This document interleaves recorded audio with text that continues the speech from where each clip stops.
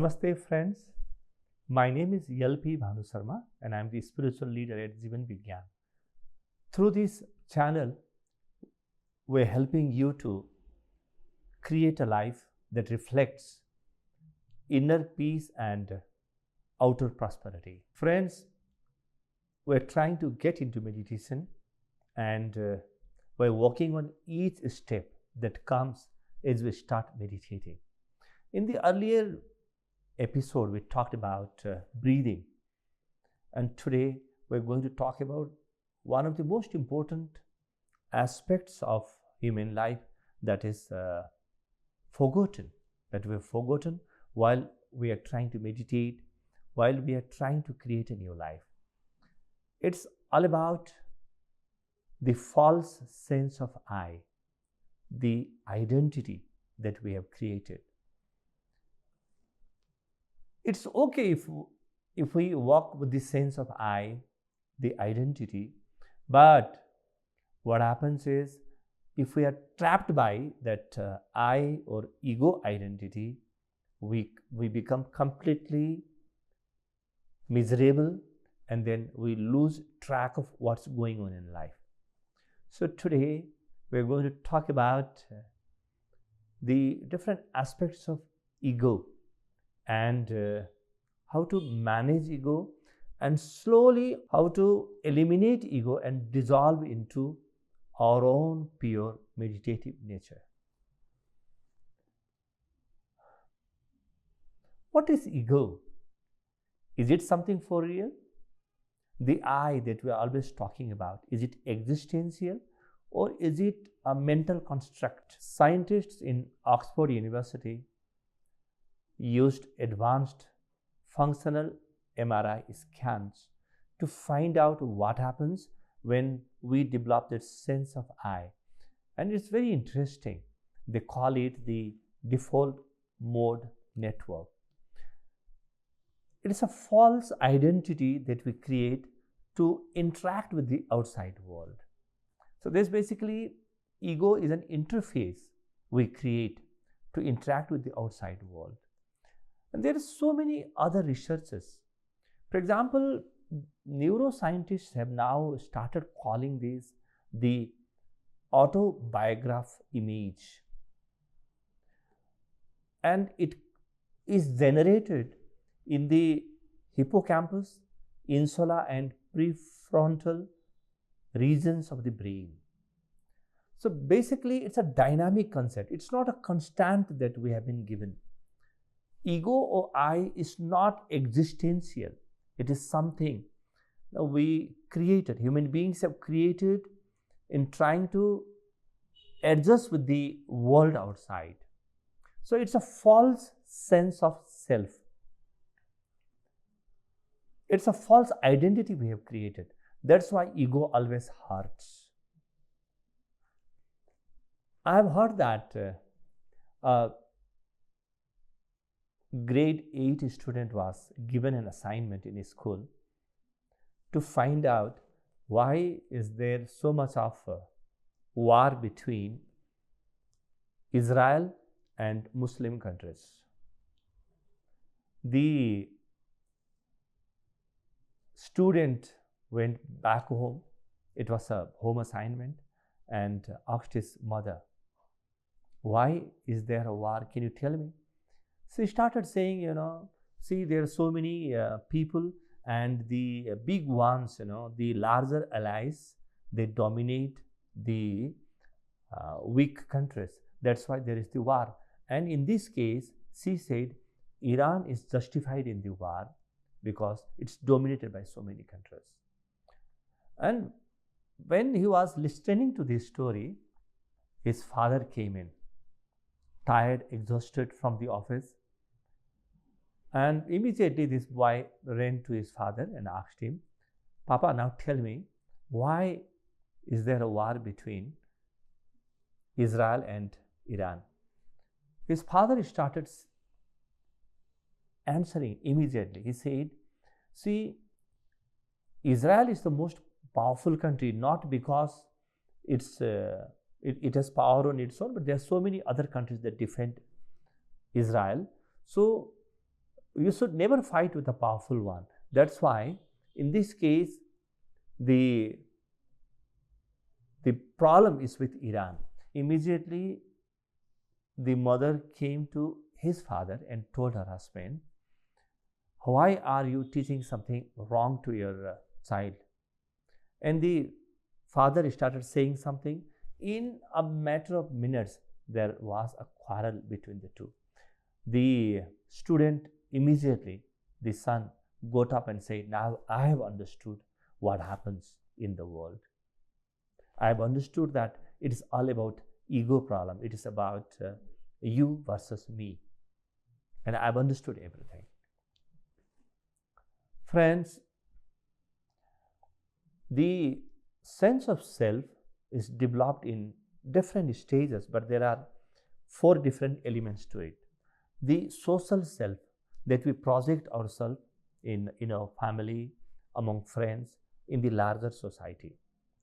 And there is the personal self, that is the psychological self, that is built from memories, experiences, beliefs, likes and dislikes. That is the psychological self. And there is one more self, but you can call it a non-self. The existential self, which is like non-self. Basically, these two selves, the social self and the psychological self, they are the real reason of our mysteries. Do you remember that we talked about Sajagata, awareness? What does awareness do? What does Sajagata do? There's so many studies that say that the mindful awareness, or Sajagata we call in Jeevan Vigyan, reduces activities in the default mode network part of the brain, thereby eliminating ego and increasing peace of mind. When you are aware of the ego stops hurting you. You start managing the ego. So how do we manage the ego now? What do we do here? Because if we do not manage the ego, all the emotional turmoils, the psychological problems will surface, and then we will be distracted. We will never be able to get into Sajagata and Sunyata that we talked about in the earlier episode. Let's not think of eliminating ego. Let's think of managing and minimizing ego. Till the time that we have a body and we have a mind, we have to live in this society. We have to live in the larger society, the family, and this interface, the ego, is compulsory. It will be there. But the question is, does ego manage you or you manage the ego? Don't allow yourself to be managed by the ego.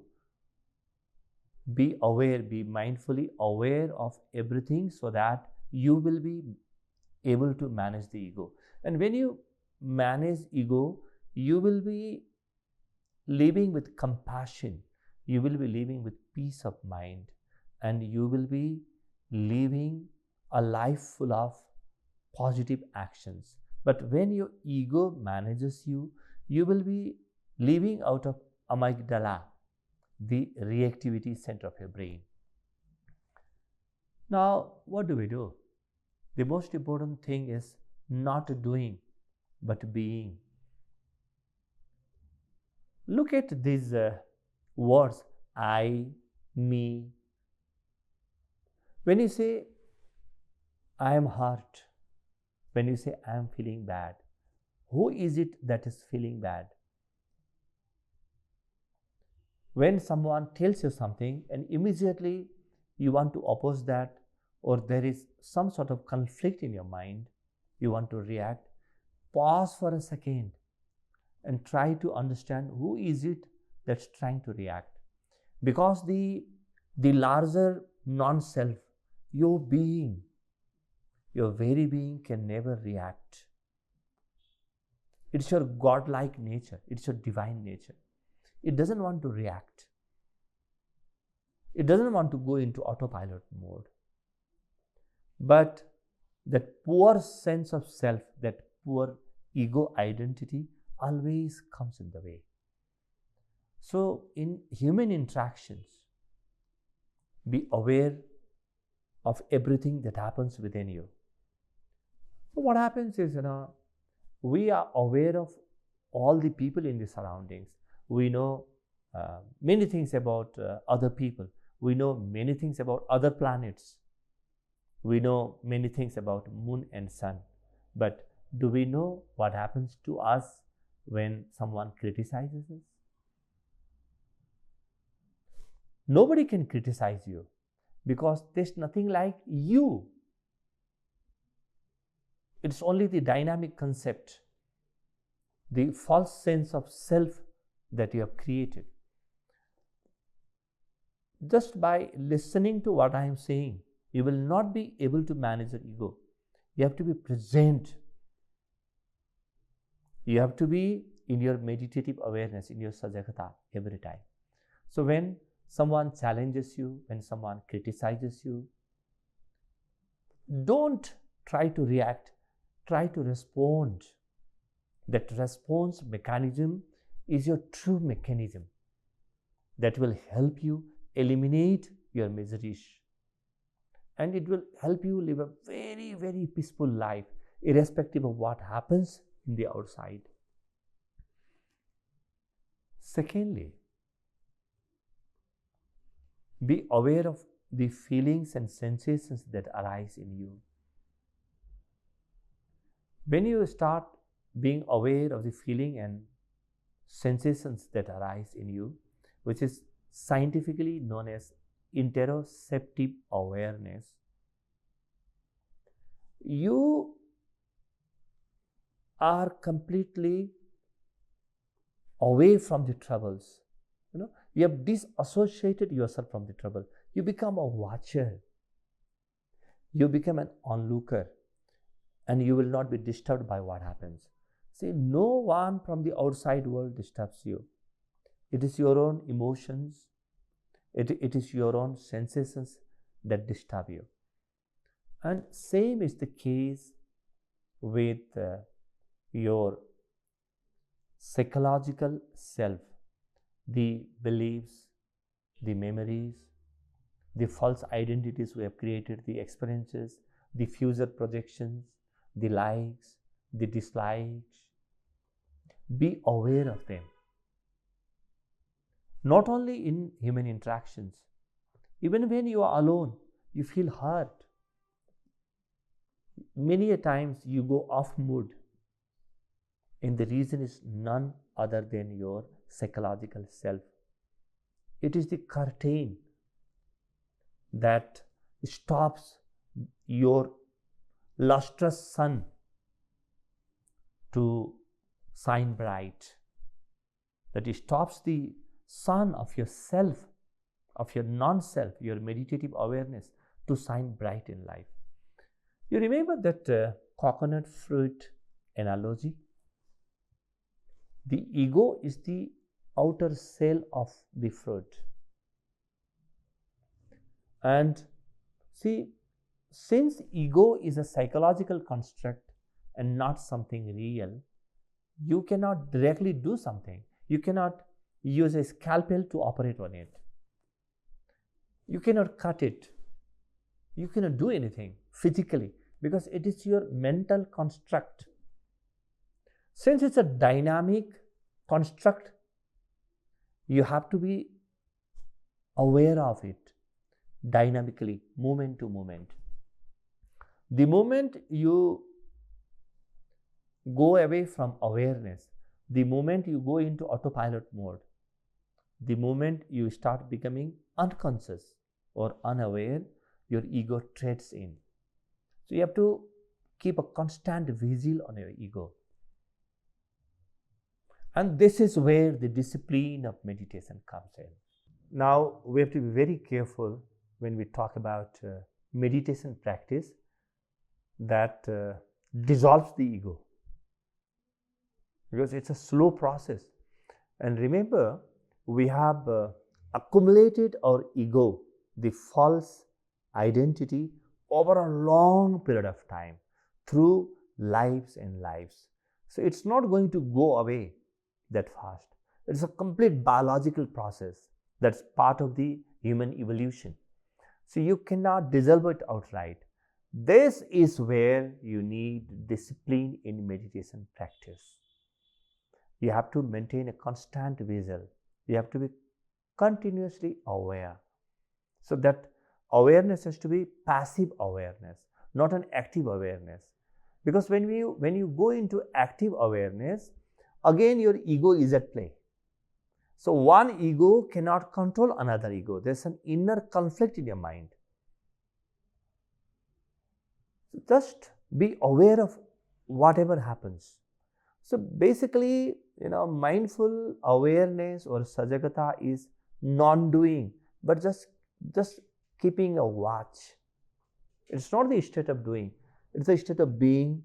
It's the state of observing. You become an observer from a doer. I want to take you into the practice of meditation with a small caveat. So this practice has to be done on a regular basis, because we are working on the fundamental basis of human evolution and something that has gone wrong over a very long period of time. So this we want to set right. We want to manage our ego and slowly dissolve our ego into larger divine consciousness. You remember the 3 steps of meditation we talked about: sajagata, sunyata and paramurja or Jeevan urja. The mindful awareness, second step being the emptiness or sunyata, and the third step being life energy. Once you're able to manage your ego, you will be able to experience the sun of your life energy, your own energy, which is shining very bright, that luminous presence.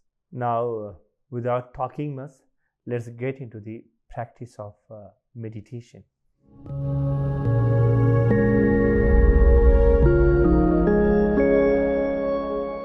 Friends, remember, the most important thing to start with in meditation is sitting down and taking the right posture. We have talked about this in episode 1. You can go to episode 1, consult that and learn the right posture, and then get back here. Now your spine upright, your shoulders and your jaw relaxed, your hands on your lap or on your knees in Jnana Mudra. Just in some time, you will start experiencing a pleasant sensation. If you use the right posture, your body will give you a very good sensation, a pleasant sensation. Now let's start the practice of no self-awareness meditation we call in Jeevan Vigyan. Slowly close your eyes.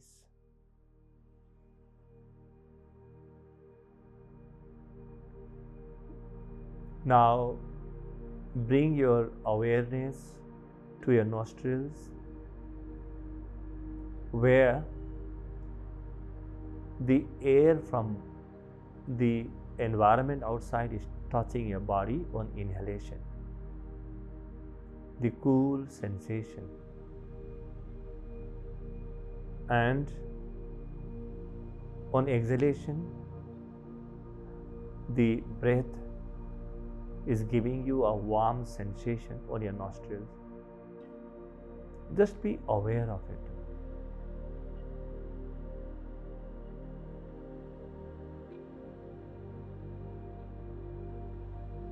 Maintain that awareness without being overwhelmed by what comes.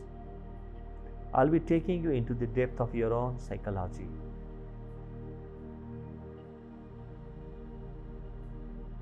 Now,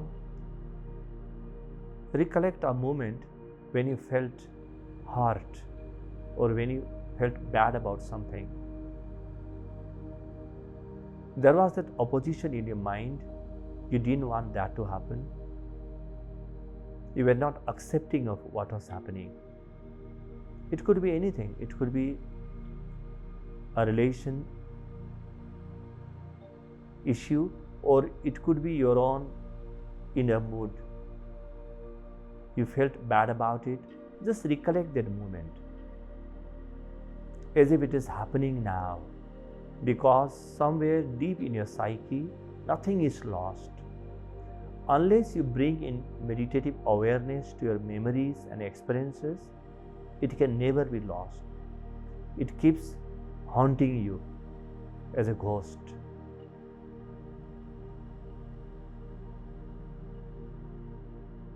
You will feel the same sensation.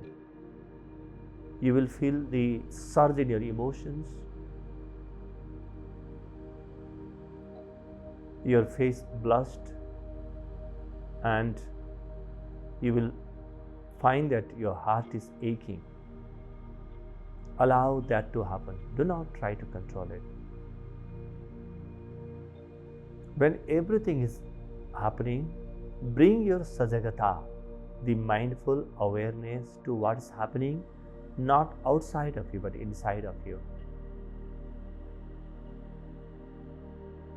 You are the watcher. You are the observer. You are not the one who is being affected by all this. Your ego is affected. Your ego is rumbling. It's creating noise. And it's telling you again and again that you have been hurt. You are not in a good position. You need to do something about it. Don't identify with what's happening inside. Maintain that awareness.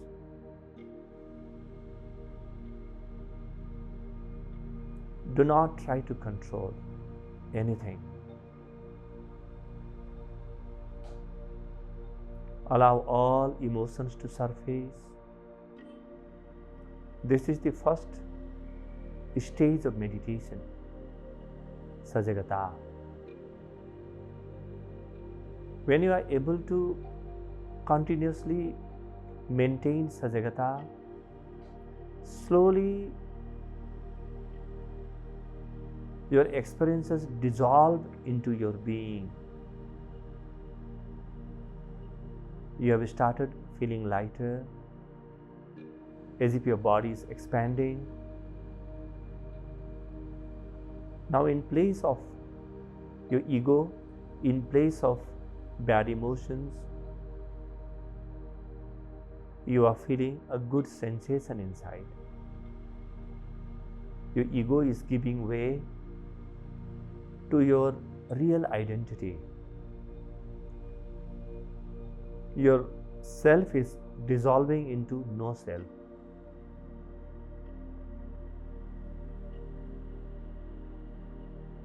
Allow things to happen. Do not manipulate.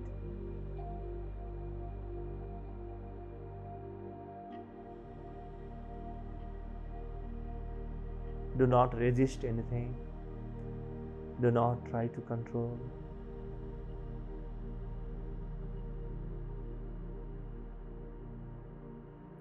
If you are able to experience emptiness or nothingness inside, this is the second stage of meditation, shunyata.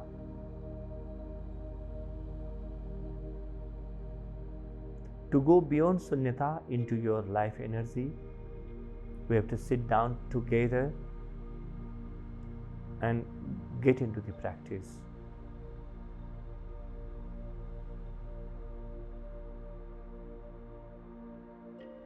Slowly take 3 long and deep breaths.